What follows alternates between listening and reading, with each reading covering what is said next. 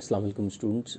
In today's lecture we will be discussing three more configuration जो DC biasing के हम इससे पहले भी टॉपिक्स डिस्कस करते रहे हैं। हमने पहले फिक्स बाइस कॉन्फ़िगरेशन देखा, इमीटर बाइस कॉन्फ़िगरेशन देखी, फिर वोल्टेज डिवाइडर बाइस देखा।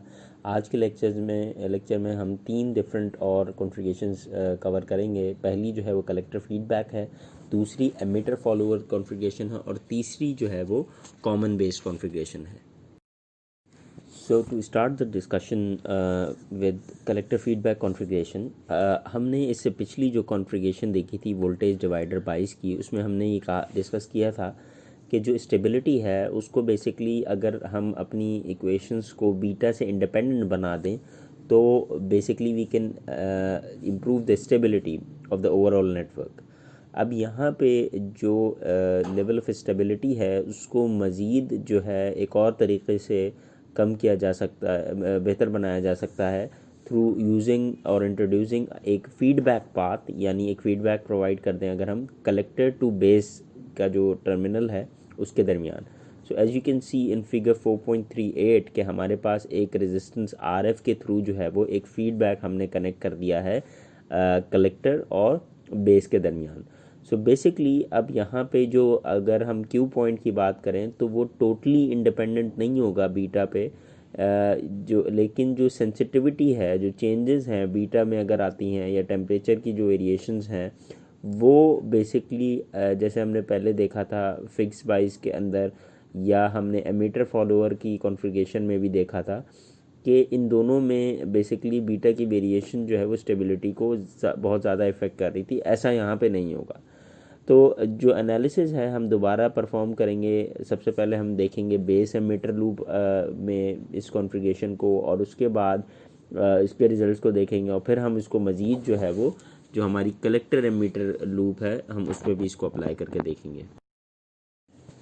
So we will start our discussion by considering base emitter loop. As you can see in figure 4.39 के जहाँ पे हमारे पास जो बेस एमीटर लूप है वो गिवन है और एक voltage feedback configuration basically you can सी है जहाँ बेस के साथ एक RF का रेजिस्टेंस हम इससे पहले भी बात कर चुके हैं कनेक्टेड है। That is why it is called collector feedback configuration. यहाँ पे if we try to develop और write the Kirchhoff voltage law in this indicated loop, अगर हम इसमें क्लॉकवाइज डायरेक्शन में अप्लाई करते हैं so we will get the equation as VCC minus IC dash RC minus IBRF minus VBE minus IERE equals to 0।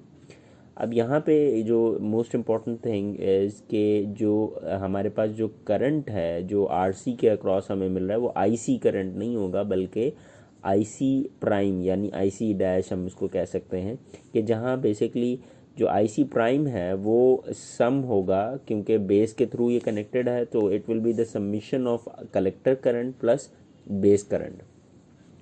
अब यहाँ पे जो लेवल है IC यानी कलेक्टर करंट का या IC प्राइम करंट का, वो जो हमारी IB करंट की वैल्यू है यानी बेस का जो करंट है उससे काफ़ी ज़्यादा वैल्यू है, बेसिकली इट एक्सीड्स।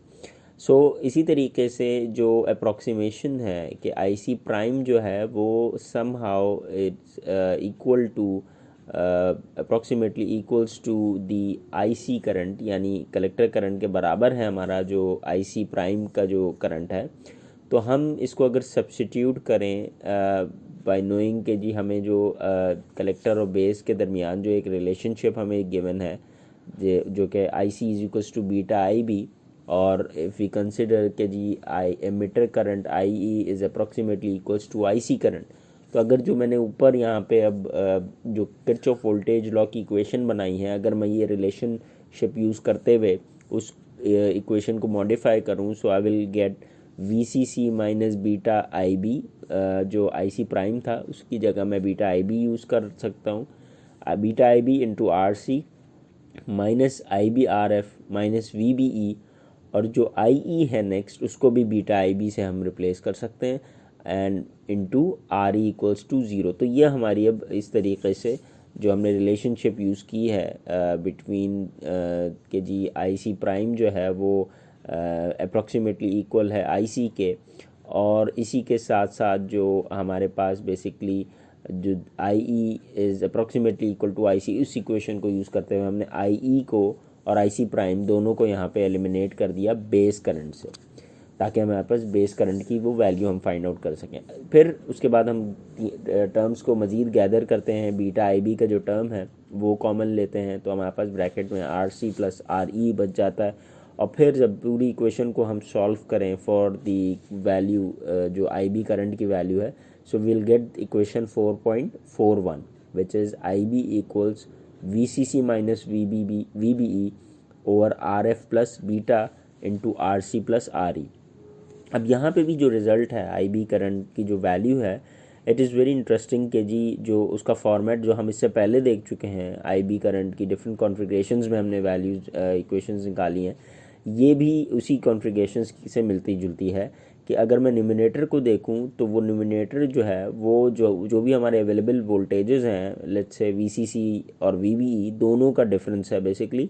और डिनोमिनेटर साइड पे हमारे पास again we have the base resistance which is R F basically, जो कि बेस के साथ कनेक्टेड है। उसी के साथ साथ हमारे पास जो रिमेनिंग दो रेजिस्टेंसेस हैं, यानी कलेक्टर का जो रेजिस्टेंस आर सी है और एमिटर साइड का रेजिस्टेंस आर ई है, दोनों ही with the factor of beta जो है वो हमारे पास डिनोमिनेटर में अवेलेबल है विद रिस्पेक्ट टू, इफ़ हम देखते हैं कि यही कुछ कमोबेश इक्वेशंस जो हैं वो हमें आई बी की मिली हैं बाकी तमाम कॉन्फ़िगरेशंस के लिए भी।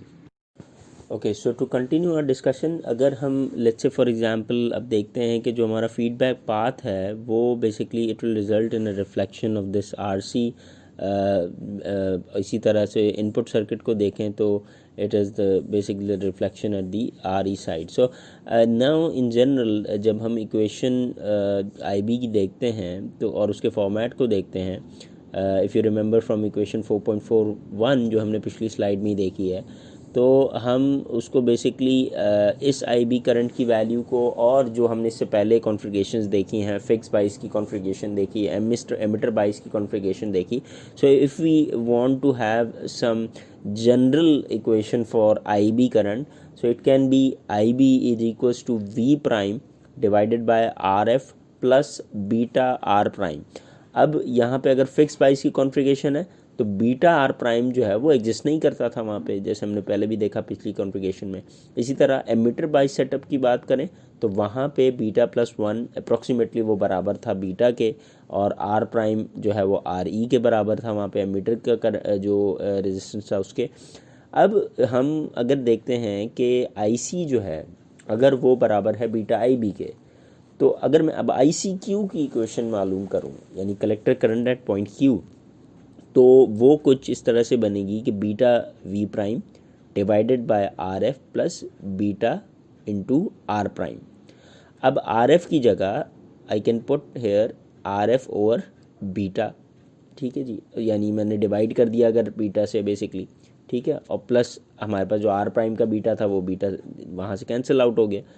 तो अब इन जनरल अगर हम देखें कि हमारी आर प्राइम की जो वैल्यू है जितनी ज़्यादा बड़ी है comparing to R F over beta का जो टर्म है, तो उससे बेसिकली हमारे पास मज़ीद एक्यूरेट अप्रॉक्सीमेशन जो आ सकती हैं।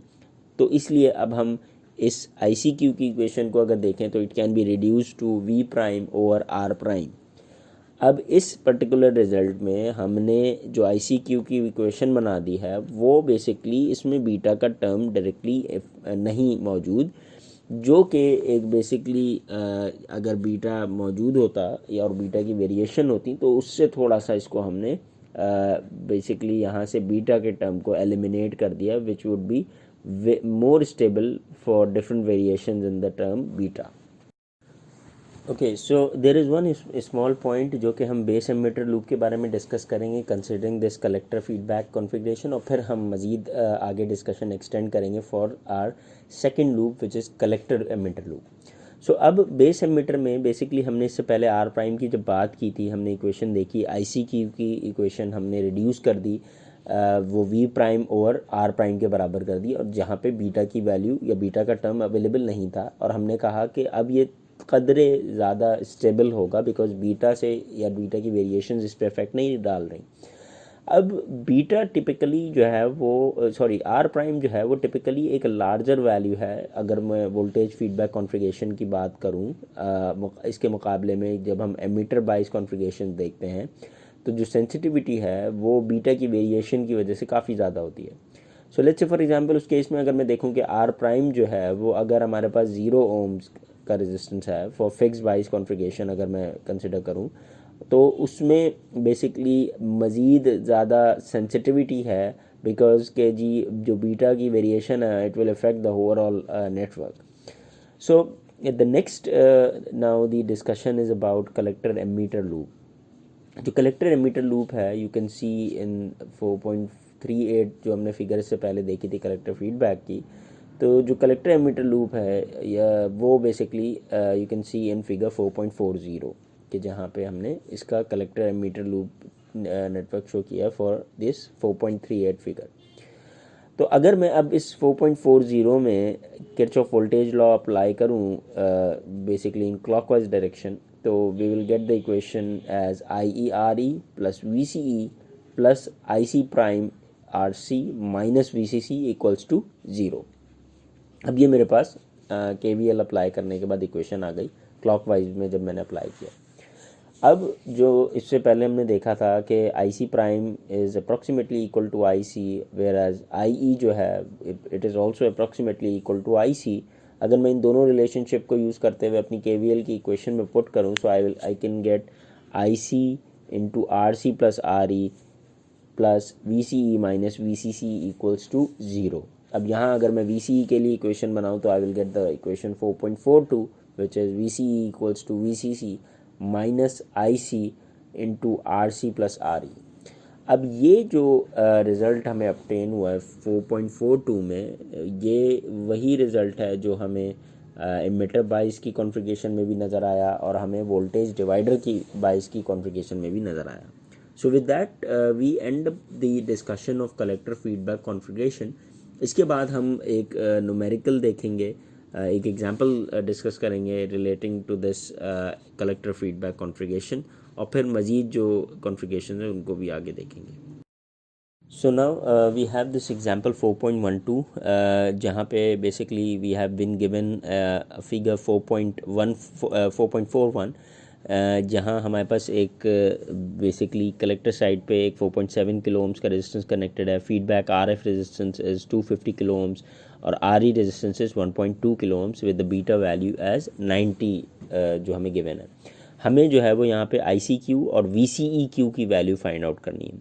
सो सबसे पहले basically in order to find I C Q हमें रिलेशन पता है which is beta into I B. तो बीटा तो गिवन है, आई बी की वैल्यू नहीं गिवन, तो आई बी की वैल्यू फाइंड आउट करने के लिए वी हैव दैट इक्वेशन जो हमने पहले ड्राइव की है, V C C minus V V E over R F plus beta into R C plus R E. So when we put the value of VCC 10 volt minus 0.7 divided by 250 kilo ohms, RF की value है beta is 90, RC की value 4.7 है plus 1.2 kilo ohms is the RE value. तो यहाँ से हमें IB की जो वैल्यू मिली वो मिली 11.91 micro amperes. Now I have this value of IB। अब equation is very simple, ICQ मालूम करने के लिए beta into IB, beta is 90 multiply by 11.91 micro amperes, so I will get 1.07 milli amp as ICQ। इसी तरह VCEQ की value मालूम करने के लिए we have the formulation VCC minus IC into RC plus RE। तो यहाँ जब मैंने तमाम ये वैल्यूज़ पुट इन की तो I will get the value of VCEQ as 3.69 volts. So now we will be starting example 4.13। जो इससे पहले हमने एग्जाम्पल देखी 4.12, सेम वही एग्जाम्पल है हमारे पास, बस हमने जो वैल्यू है बीटा की जो हमने इससे पहले 4.12 में देखी थी, वहाँ पे उस एग्जाम्पल में हमारे पास जो बीटा की वैल्यू थी वो 90 गिवन थी।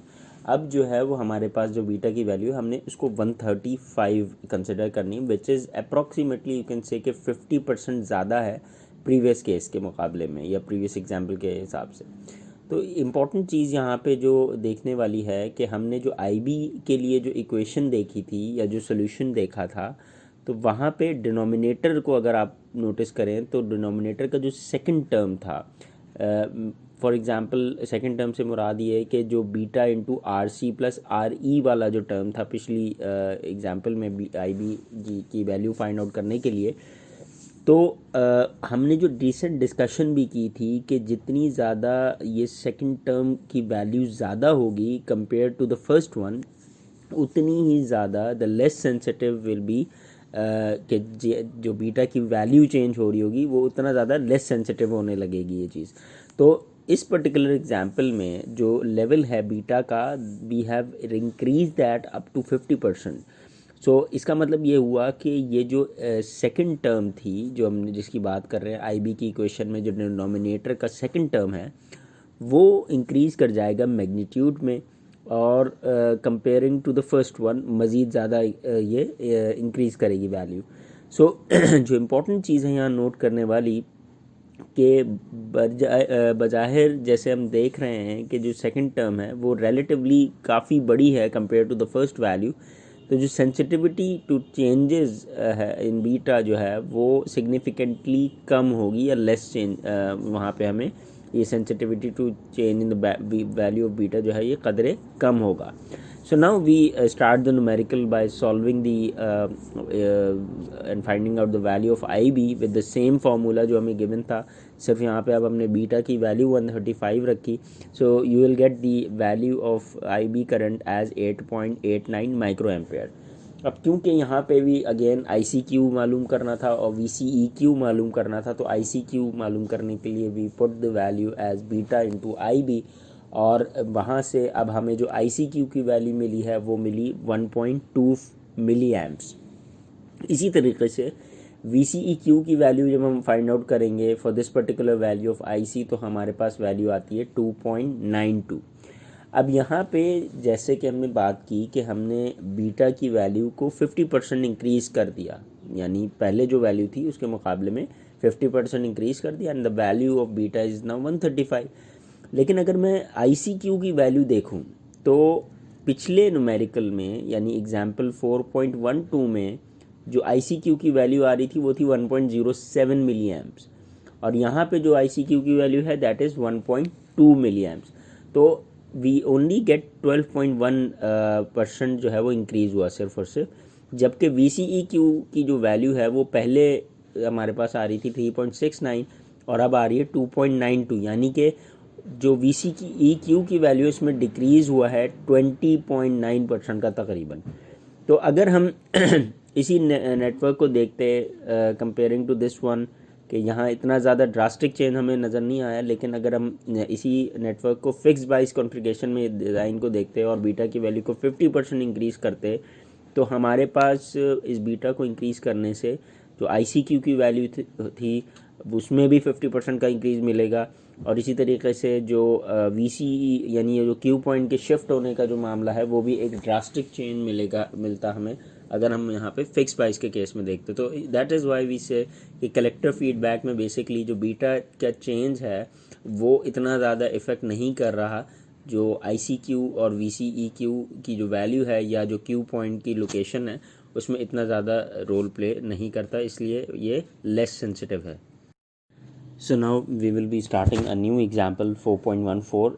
यहाँ पे basically again we need to determine the base current IB और VC की वैल्यू हमें मालूम करनी है, यानी voltage at the collector side और IB बेस करंट की वैल्यू, जबकि 4.42 फिगर जो है वो हमें गिवन है। यहाँ इम्पॉर्टेंट चीज़ ये है कि वी कैन सी के instead of having one RF resistance, क्योंकि हम कलेक्टर फीडबैक की बात कर रहे हैं, हमारे पास दो RF के रेजिस्टेंस हैं, RF1 एंड RF2। तो ये दोनों रेजिस्टेंस जो हैं वो बेसिकली कैपेसिटर के थ्रू कनेक्टेड हैं टू द जंक्शन और फिर ग्राउंड के साथ कनेक्टेड हैं। So for the DC mode जो कैपेसिटर जो है उनको अज्यूम किया जाएगा as an open circuit equivalent. So जो बेस रेजिस्टेंस RB हमारे पास बनेगी यहाँ पे वो RF1 प्लस RF2 जो है दोनों रेजिस्टेंसेस का कॉम्बिनेशन हम यहाँ पे कंसिडर करेंगे। So in order for solving this particular example हमारे पास IB की जो इक्वेशन है that is VCC minus VBE over RB plus beta RC plus RE। तो यहाँ पे हम VCC की वैल्यू हमें 18 गिवन है, where as VBE is 0.7 divided by RB will be 91 plus 100 kilo ohms के दोनों रेजिस्टेंस, प्लस बीटा इज़ 75, और उसके साथ साथ हमें 3.3 किलो ओम्स का जो है वो आर सी का रेजिस्टेंस दिया हुआ है, R E is 0.51 kilo ohms. तो ये वैल्यूज पुट करने के बाद हमारे पास आई बी की जो वैल्यू आ रही है वो आ रही है 35.5 micro amperes. Now from here we can easily find out the value of IC current, यानी collector current is very convenient to find out, which is IC is equals to beta IB. तो beta is 75 whereas IB is 35.5 microamperes. So IC की value हमें मिलती है 2.66 milliamps. इसके बाद हमारे पास next VC अगर हमें फाइंड आउट करना है, the equation is very straight forward, VCC minus IC prime into RC।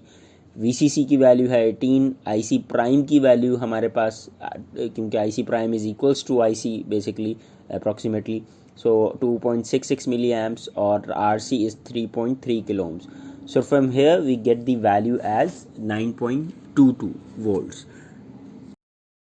So now considering the saturation conditions and load line for collector feedback configuration, so we can see कि हमारे पास जो difference है equation का वो सिर्फ और सिर्फ यही है कि हमारे पास जो अप्रॉक्सीमेशन थी which is IC prime is equals to IC, so हमारे पास जो इक्वेशन है सेचुरेशन करंट की वो सेम होगी जो कि वोल्टेज डिवाइडर बाइस कॉन्फ़िगरेशन में हमने देखा था और एमीटर बाइस कॉन्फ़िगरेशन में देखा था, which was IC sat, and IC sat can be termed as IC max, which is equals to VCC over RC plus RE. इसी तरह जब हम लोड लाइन एनालिसिस की अगर बात करते हैं तो लोड लाइन के अंदर बेसिकली जो अप्रॉक्सीमेशन वही IC प्राइम वाली which is equals to IC, तो जो रिज़ल्ट है बेसिकली हमें सेम लोड लाइन जो है दैट कैन डिफाइन जो वहाँ पे वोल्टेज डिवाइडर के केस में और एमीटर बाइस कॉन्फ़िगरेशन के केस में हमें मिल रही थी। तो लेवल ऑफ IBQ जो है वो that can be defined by choosing the bias configuration.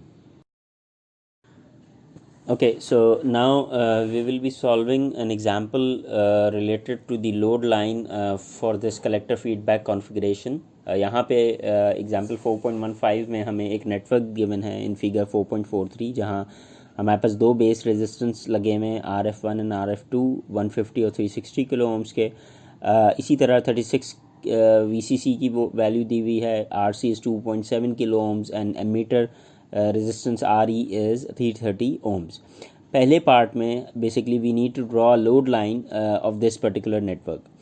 तो as we are given this load characteristic, तो इस लोड कैरेक्टरिस्टिक में वी कैन सी कि if we want to draw the load line for which is shown in figure 4.45, तो उसमें जो intersection है वो कैसे हम फाइंड आउट करते हैं द सिमिलर वे कि हम पहले VCE की वैल्यू को 0 रखते हैं. So we get the equation for IC. तो यहाँ से IC is equals to VCC over RC plus RE. So that is 36 over 2.7 kilo ohms plus 330 ohms. So VCE जो IC की वैल्यू है that is 11.88 milliamps. इसी तरह IC की value को अगर मैं 0 रख दूंगा तो I will get the value of VCE. तो VCE will be basically equals to VCC.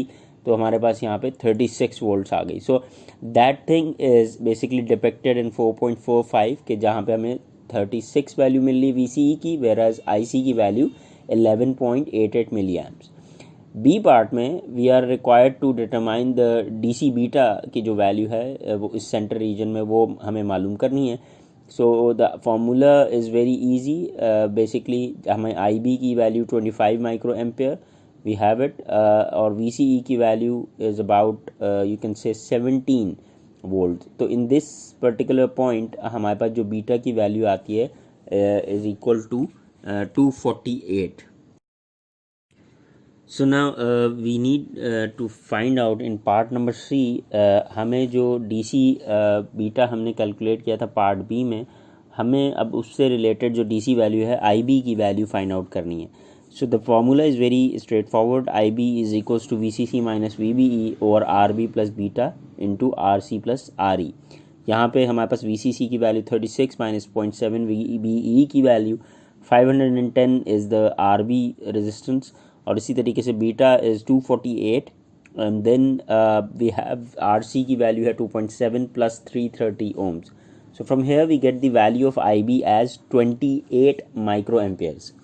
अब यहाँ पे हमारे पास जो आई बी की वैल्यू 28 माइक्रो एम्पेयर्स आ गई है, पार्ट डी में बेसिकली इस आई बी की वैल्यू को यूज़ करते हुए हमें जो क्यू पॉइंट है यानी आई सी क्यू और आई सी ई क्यू वो हमें फाइंड आउट करना है from the characteristic curve. So we can see in figure 4.45 that if we draw the perpendicular line on the x-axis and we draw a vertical line on over the perpendicular line over IC, तो 28 micro ampere की IB की value पे ICQ की जो value मिलती है it is approximately equals to 6.9 milli amps, where as VCEQ is approximately equal to 15 volts.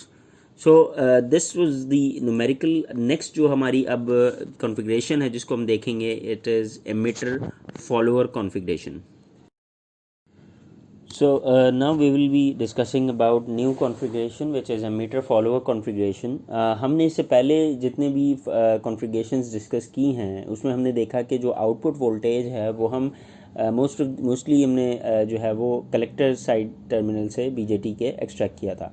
इस section में हम जो कॉन्फ़िगरेशन अब डिस्कस कर रहे हैं वहाँ हम एमीटर से बेसिकली आउटपुट एक्सट्रैक्ट करते हैं. As you can see in figure 4.46 के हमारे पास एमीटर साइड पे एक RE रेजिस्टेंस है and we are taking the output from this particular side, where as collector जो है यहाँ पे हमारे पास ग्राउंड हुआ हुआ है.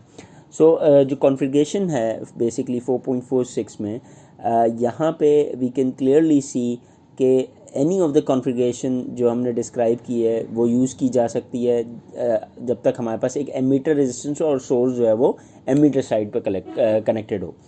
अब अगर मैं इसका DC इक्विवेलेंट सर्किट ड्रॉ करता हूँ, सो यू कैन सी इन 4.47 के जहाँ पे हमने इक्विवेलेंट सर्किट ड्रॉ किया है and we apply the Kirchhoff voltage rule in this particular loop. So I will get IBRB minus VBE minus IERE plus VEE equals to 0. IE is equals to beta plus 1 IB, ये relationship हमें given है. So from here we get the value of IB as 4.4 IB is equals to VEE minus VBE over RB plus beta plus 1 into RE. अब output network के लिए इसी तरह मैं अगर मीटर साइड पे लगाऊं Kirchhoff voltage law, I will get minus VCE minus IERE plus VEE. So यहाँ पे VCE की जो वैल्यू है that will be VEE minus IERE as shown equation number 4.45. So now after discussing about emitter following configuration we will do an example 4.16 के जहाँ पे हमें 4.48 figure में एक जो है वो emitter follower configuration given है where we have beta is equals to 90 और RB resistance is 240 kilo ohms, RE resistance is 2 kilo ohms and we have applied VEE voltage which is minus 20 volt. तो अब हमें यहाँ पे basically VCEQ और IEQ की value जो है वो फाइंड आउट करनी है. So first what we have done कि हमने जो IB की वैल्यू है वो हमने इससे पहले इक्वेशन देखी पिछली स्लाइड में equation 4.44 which was IB is equals to VEE minus VBE और RB plus beta plus 1 into RE. अब VEE जो है वो हमारे पास 20 वोल्ट गिवन है और VBE की वैल्यू माइनस 0.7 है. RB is 240 kilo ohms plus 90 plus 1 because beta जो है वो 90 है. इसी तरीके से we will be multiplying it with RE resistance. तो यहाँ पे जो हमारे पास वैल्यू आती है IB करंट की दैट इज़ 45.73 माइक्रो एम्पेयर्स. अब इसी तरीके से सेकंड जो हमसे चीज़ हमने फाइंड आउट करनी है विच इज़ VCEQ. अब VCEQ की जो ऑब्वियसली जो इक्वेशन है जो हमने इक्वेशन 4.45 देखी थी, VCE is basically VEE minus IERE. तो VEE तो हमें 20 गिवन है, वेयर एज IE जो है उसको हम रिप्लेस कर सकते हैं विद द रिलेशनशिप जो हमने पढ़ी थी बीटा प्लस 1 इंटू IB के बराबर होता है IE. तो हमने यहाँ पे IE की जगह वो IB की वैल्यू और बीटा प्लस 1 उससे मल्टीप्लाई करके RE के साथ मल्टीप्लाई किया. So then we put the values और यहाँ से जो वैल्यू हमें अचीव हुई दैट इज़ 11.68. अब जब VCEQ आ गया, IEQ आ गया, IEQ हमें फाइंड आउट करना है तो इट्स वेरी स्ट्रेट फॉरवर्ड कि हम बीटा प्लस 1 इंटू IB अगर इक्वेशन यूज़ करते हैं, IB की वैल्यू हमने 45.73 माइक्रो एम्पेयर्स फाइंड आउट कर ली है, beta plus 1 will be 91. So IEQ की वैल्यू हमें मिल गई 4.16 milli amp. Okay, now we will be seeing another configuration which is called common base configuration. इस common base configuration में ये एक यूनिक बेसिकली हमारे पास configuration है जहाँ पे हम देखते हैं कि हमारे पास जो सिग्नल है वो basically input is connected to the emitter side और जो बेस है वो बेसिकली ग्राउंड पोटेंशियल के साथ कनेक्टेड है। उसके साथ साथ हम देखते हैं कि हमारे पास इस कॉन्फ़िगरेशन में बेसिकली जो कॉमन बेस कॉन्फ़िगरेशन है 4.49 में कि दो सप्लाईज कनेक्टेड हैं। एक जो है वो यूज़ होती है कॉन्फ़िगरेशन जहाँ पे बेस जो है वो कॉमन है between the terminal between the input emitter और आउटपुट साइड जो कलेक्टर है, और हमारे पास दो VEE और VCC की जो सोर्सेज हैं वो भी कनेक्टेड हैं। सो बेसिकली ये जो पॉपुलर एक कॉन्फ़िगरेशन है जो कि AC डोमेन में हमें बहुत ही ज़्यादा इसमें एडवांटेजेस हैं कि we have very low input impedance in this particular configuration, और उसके साथ साथ हमें हाई आउटपुट इम्पिडेंस मिलती है और गेन जो है वो इसका काफ़ी बेहतर होता है। So now we can see जो हमारे पास जो कॉमन बेस कॉन्फ़िगरेशन का जो नेटवर्क है it is shown in figure 4.49, और इसका जो इक्विवेलेंट DC इक्विवेलेंट है इनपुट साइड का स्पेशली वो हम देख सकते हैं फिगर 4.50 में, जहाँ पे हमारे पास एमीटर साइड और बेस शो हो रही है। तो इस अगर लूप में जो 4.5 फिगर का है, अगर मैं किरचॉफ वोल्टेज लॉ अप्लाई करता हूँ तो I will get the equation as -VEE plus IERE जो कि रेजिस्टेंस RE के अक्रॉस वोल्टेज ड्रॉप है, plus VBE the voltage across base to emitter terminal is equals to 0। अब अगर मैं IE की वैल्यू यहाँ से निकालता हूँ तो I will get this 4.46 equation which is IE is equals to VEE minus VBE over RE। इसी तरीके से if you apply the Kirchhoff voltage law ये पूरे के पूरे नेटवर्क यानी जिसमें इनपुट एंड आउटपुट दोनों साइड्स कनेक्टेड हैं, and it is shown in figure 4.51 के जहाँ पे we can determine the value of VCE and VCB as well. तो इस पर्टिकुलर स्लाइड में हम सिर्फ VCE देखेंगे, नेक्स्ट स्लाइड में हम VCB की वैल्यू किस तरह फाइंड आउट करनी है वो देखेंगे। So what we I have done कि हमने यहाँ इंटायर अगर लूप में फिगर 4.51 के अगर हम किरचॉफ वोल्टेज लॉ अप्लाई करते हैं so we get the equation -VEE plus IERE plus VCE plus ICRC minus VCC is equals to 0। Now we know कि जी अगर मैं VCE की वैल्यू के लिए इस इक्वेशन को सॉल्व करूँगा तो the equation will be VCE is equals to VEE plus VCC minus IERE minus ICRC।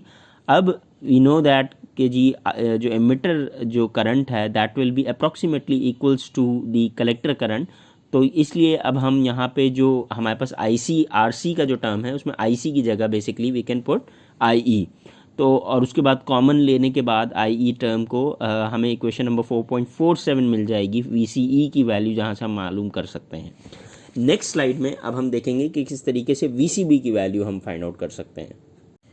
So now we will consider the again figure 4.51, और यहाँ पे जो वोल्टेज VCB है उसको हम बेसिकली अगर मैं अप्लाई करूँ KVL लॉ आउटपुट लूप जो मुझे नज़र आ रहा है बेसिकली राइट साइड में 4.51 फिगर के, तो equation will B VCB plus ICRC minus VCC, और यहाँ पे अगर मैं VCB के लिए ये इस इक्वेशन को सॉल्व करूँ so I will get VCB is equals to VCC minus ICRC।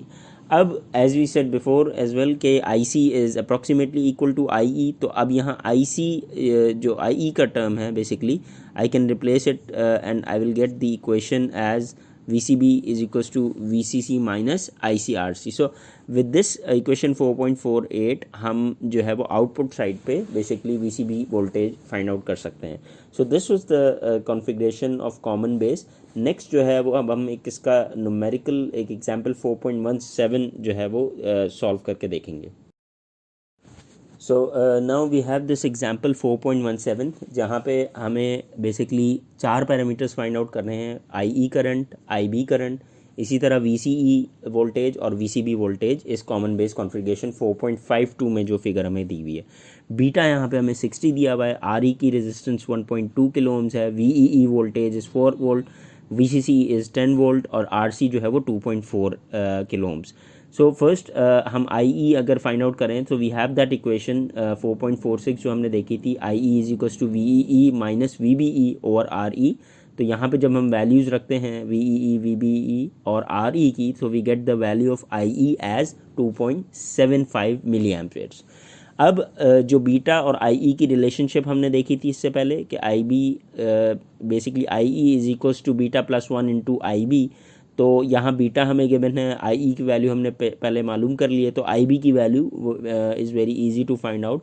तो आई बी की वैल्यू हमारे पास आती है 45.08 माइक्रो एम्पियर्स।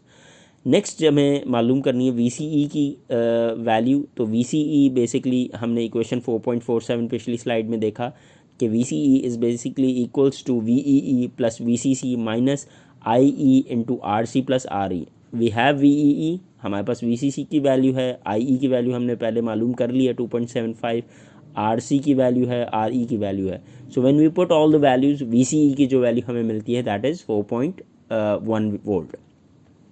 नेक्स्ट जो है वो वी सी बी की वैल्यू हमें फाइंड आउट करनी है। तो 4.48 इक्वेशन हमने ड्राइव की थी पिछली स्लाइड में, which was V C B is equals to V C C plus I C R C, और आई सी की जगह I can put beta I B. तो बीटा आई बी रखने के बाद basically we will have the value of V C B as 3.51।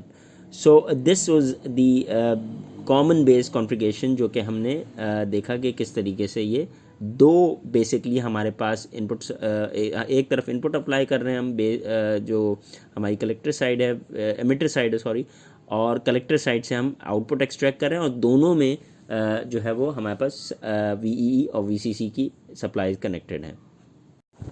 So now the students have the task to complete कि हमारे पास you can see in book में हमारे पास 4.18, 4.19 और 4.20 कुछ मज़ीद एग्जांपल्स हैं जो कि इन्हीं कॉन्फ़िगरेशंस पे बेस करती हैं।